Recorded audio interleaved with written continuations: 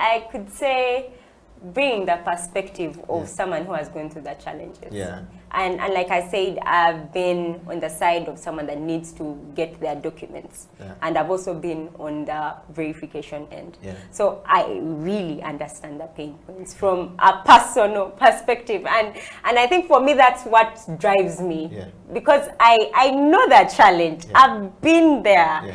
And that basically drives me to push, drives me to better explain, what the product does. Because sometimes, even when you get into spaces, people just think, oh, you've just got this product, you don't understand what it does, you don't really understand the challenges. But as someone who understands the challenges, I'm able to better explain what the product brings on the table from a personal perspective. So I think that's been a success. And the fact that we have managed to get partners here is a huge, huge success. Okay. It's a huge success. When something is new, it's very difficult for people to hop onto it. Yeah. And if people get onto it, sometimes it's usually for the wrong reasons. Yes. But when you actually find people that that believe in it, that want to work with you to keep improving it, that want to work with you to keep having that feedback to improve the product, it is a big, big plus. It's a big, big plus because you could build a product, put so much time and money into it, and it's not used by anyone. Wow. Which we have seen before. It's a reality. Yeah. But the fact that, our product is out there and it is changing lives, because for us, that's the end goal. Yeah. Yes, money is important in business, but we also want to change lives. Yeah. We also want to meet challenges, and that is also our end goal. And seeing our product out there and doing what it's supposed to do is my. Wow. It's a success. Wow.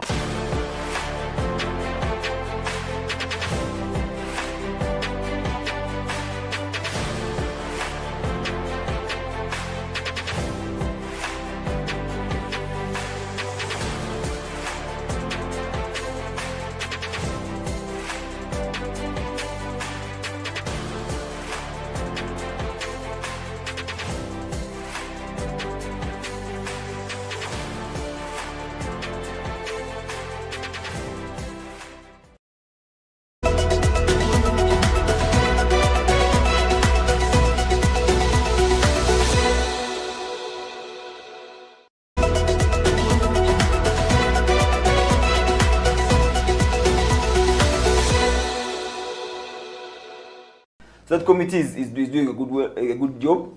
Of course, we have challenges. Our biggest challenge is finances. We need to go out there, look for money, come and run the league. Currently, we are self-sponsored. The teams just contribute money. How much money does each team contribute in terms of, let's say, registration fees? Every year come with a budget. Every season we come up with a budget. We sit the managers down. This is our budget. We need to approve it.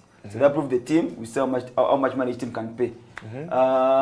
Division 1, they're paying 1.2 million. Then Division 2 are paying 1.1 million.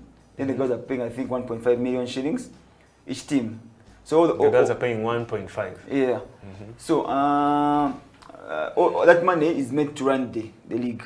Yeah, officiation, venues, other things. Yeah, that I'm telling you, self-sponsored, and we are unable to play home and away because this league is fun. You know why it makes it fun? Those days we used to have home and away. Yeah. Home and away, but now it's one game. It's one game, round robin. So the best 8, go for pro playoffs.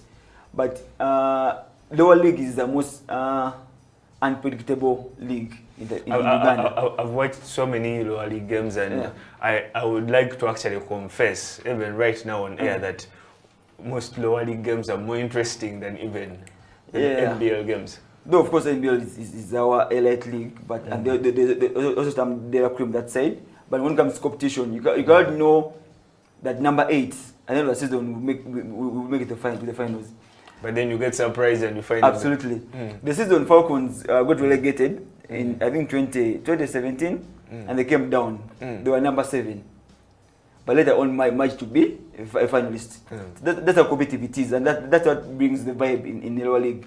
the fan base is very, very big.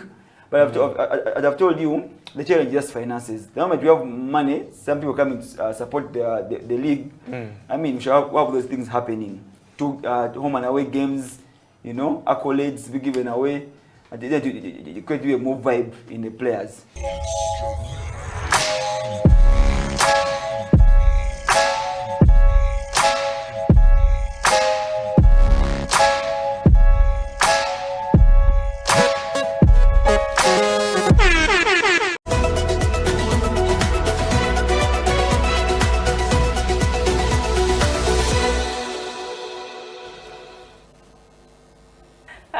Like I said, I'm still learning. I don't think I'm ready to be a CEO yet. Yes. Well, so for me, I could say bring the perspective of someone who has gone through the challenges. Yeah.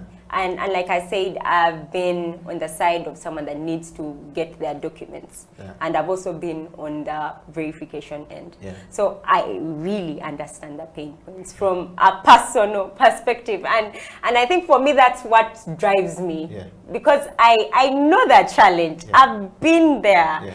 And that basically drives me to push, drives me to better explain, you know, what the product does. Because sometimes, you know, even when you get into spaces, people just think, oh, you've just got this product, you don't understand what it does, you don't really understand the challenges. But as someone who understands the challenges, I'm able to better explain what the product brings on the table from a personal perspective. So I think that's been a success. And the fact that we have managed to get partners here is a huge success. It's a huge success. You know, when something is new, it's very difficult for people to hop onto it. You know. And if people get onto it, sometimes it's usually for the wrong reasons. But when you actually find people that you know that believe in it, that want to work with you to keep improving it, that want to work with you to keep having that feedback to improve the product, it is a big plus. It's a big plus because you could build a product, put so much time and money into it, and it's not used by anyone. Wow. Which we have seen before. It's a reality. Yeah. But the fact that, you know, our product is out there and it is changing lives, because for us that's the end goal. Yes, money is important in business, but we also want to change lives. We also want to meet challenges, and that is also our end goal. And seeing our product out there and doing what it's supposed to do is my oh my. Wow. It's a success. Wow.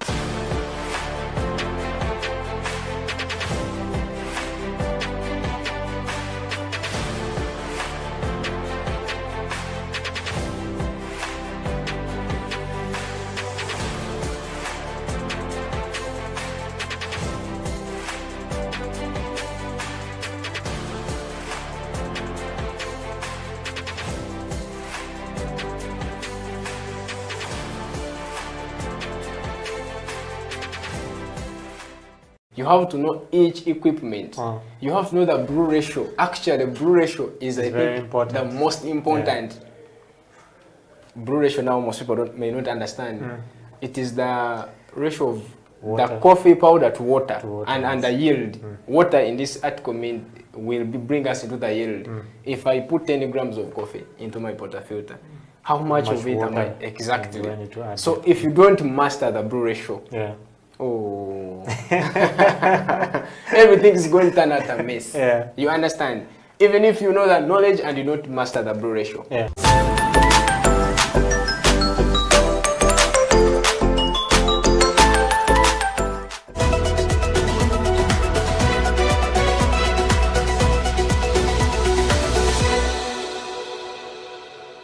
Historically, furniture, woodworking has been passed on, carpentry has been passed on through apprenticeship.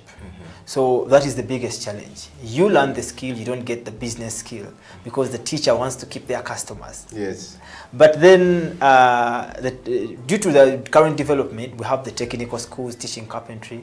They're teaching the theoretical part, but they are indulging less business. And then the business methods they indulge in are also less practical. They have been written in books. They have not been actually applied sometimes. So I think one needs to first of all learn the dynamics, consider carpentry as a business, as a trade. And the rules of trade are the same regardless of which trade you're going in. We have standard rules that don't change. So currently, I think it is something I personally took upon myself, and in our kind of business, we do have apprentices, by the way. We do take in students. They learn, especially through the lockdown. We've had a lot of them coming in and to take on the skill. But we always give them 1 or 2 days in a month where they come into the selling desk and they get to see what it means to actually do the sale. You don't have to be on the planer all the time, on the circular saw. You need to know that after the circular saw, this customer doesn't know it exists. How do you inform them that it is the step that is going forward on their object? And then we've opened up the industrial part of carpentry to the customers. They're actually very thrilled when they see how these things are done.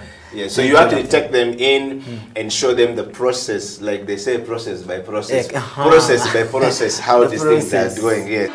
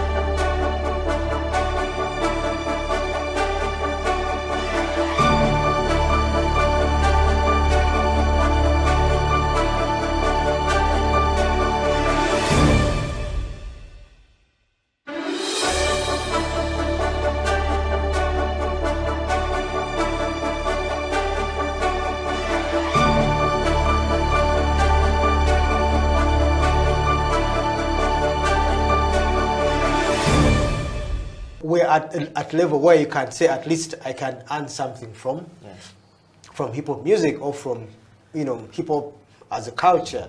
So we're at that step now. But now finding ways you can do it is very, very important, because a business is a commercial activity. Yes. Means that if something is not commercial, it's not what? Yes. So the business. Yes, yeah. So how are you going to make it a business?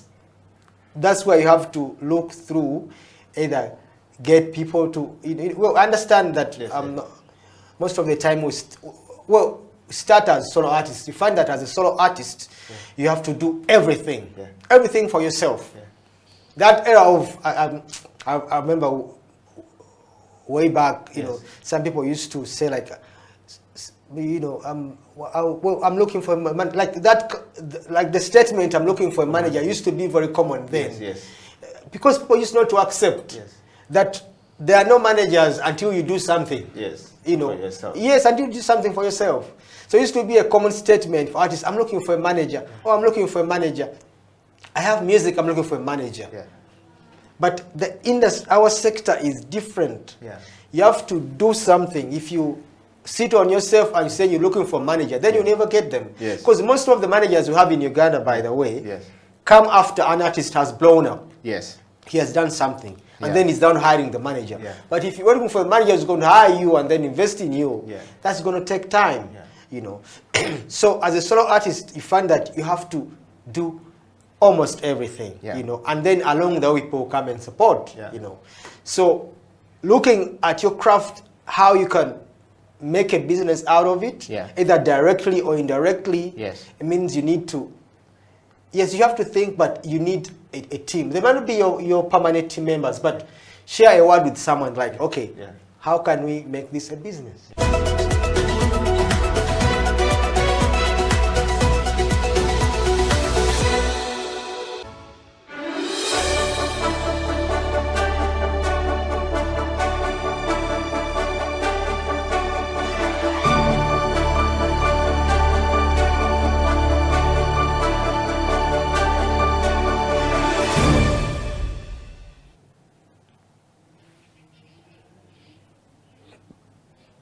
Welcome to the Creative Industry Talk today. My name is Eddie Okela, and my guest on the program today is a poet.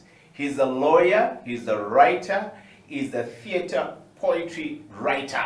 That's the right, correct, title for him. Ngobi Kagai, welcome to the program. Thank you for having me. Thank you very much for coming, and we're grateful to have you this day on the program. Have you been? I've been okay. We've seen better days, but here we are still still hanging in there. Yeah.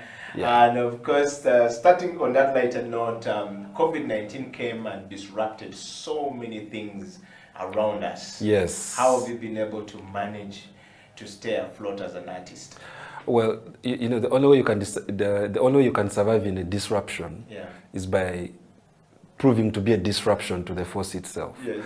And so for me, to be honest with you, the only way I've been able to survive was I had to adapt my methods of livelihood. As a person who was always performing and being always there, putting my works out there to see how people can come to theaters. Theaters were closed. Now we had to come up with new means, and that is when I went into publishing. So for me, I just started creating products for our audiences to start reading. So if previously they were watching, now we wanted them to read our stuff. They had time to be home, so there were no excuses. Yes. Yeah. Wow. What a very fantastic turnaround on time there. I want to take this moment to welcome all of you guys to the program. The Creative Industry Talk exists for all of you creative people out there, and every creative thinker out there, every creative mind out there. This is a platform for you to share ideas, to expose your work, and to make sure that if you have work like Ngobi has said, make sure you find a new means to share it out. And this is one of the means to share it out. And we're going to definitely be showing some of his works here while we do the interview. We're live on Twitter, live on Facebook, live on YouTube. Go there, share it far and wide, love it, share it with your grandmother, grandfather, cousins, sisters, everyone all across the world. And to all the guys in the diaspora who always stay awake to watch the show, we're ready to rock and roll. Ngobi, yes. Coming back to you. Yeah. If I'm seeing you for the first time and I'm wondering who you are, yes, what would you say is the right definition of you? Are you Ugandan? Who is Ngobi Kagai? Are you Ugandan? If yes, what are the values that define you? From the ancestry point of view, which part of this beautiful country do you come from? Yes, thank you. I am Ugandan. I was born in Jinja. I come from Uganda district, but I was born in Jinja. See, if I call myself the book guy, like every time you see Kagai, think of books. Every time you see me walk, every time you see me breathe, every time you see me talk, I want you to imagine Uganda's best literature. I want you to imagine Uganda's freshest young writers. I want you to imagine the future of the literary culture that East Africa portends. Wow. Yeah. And from the family point of view, I mean, are you the firstborn, lastborn? Usually, how did you? Those things. So I'm the firstborn for my father and mother. Yeah. But by the time those two lovebirds met, they had children. And my mother had a daughter, and my father had a son. So I am the thirdborn for both of them, but I'm their first as well in a family of 4. Okay. Yes. So growing up, how did you become a poet, first of all? I became a poet. I'm a late bloomer.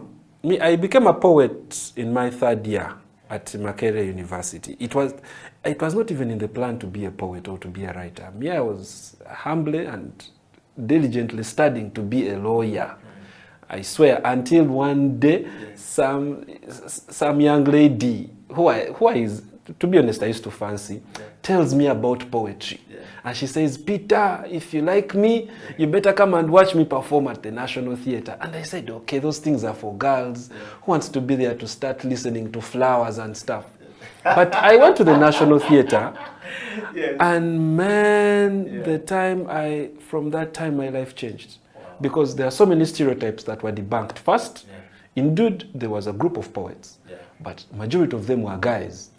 Secondly, there was poetry about culture, about patriotism, about Pan-Africanism, of course, about love. But there was a lot more to poetry than just things that I thought it was just about flowers. And the auditorium was packed to the brim. So I was surprised that there were people in Kampala who, like me, loved literature, loved poetry, but we didn't know that we existed. So that's when I joined the group. For me, the plan was always to be a lawyer. I was raised properly, to get that white collar job. But after my third year, immediately after graduation, I became a writer, because from the time that I first stepped in the theater, I knew this is where I belonged. I felt I had found myself. Wow, what a fascinating story right there, Kagai. I want to just, before we get into the lawyer point of it, was any of your parents, poets or writers or teachers? Yes. Because sometimes children tend to gravitate to what is around their space. Yes. Take us through that. No, for me, I grew up. My parents are both my parents are primary school teachers. At least now they are retired, and they were both teaching English language, and so we had so many. For me, where in the house I grew up in, our toys were books. We could destroy everything in the house except books. Our parents loved reading. They treasured books. We saw the way you see parents today on their phones every day. Now, for us in our home, our parents were always reading books. We used to fight for the newspaper every day. Every time our father would come back home, the first thing we'd fight for was the crossword puzzle. We were that kind of family. So we grew up in a family that treasured reading, that valued reading as a vocational activity. And my father, nobody really fancied poetry, but my father had poetry books. So for me, I started reading poetry when I was young, but it was a private fascination. You don't go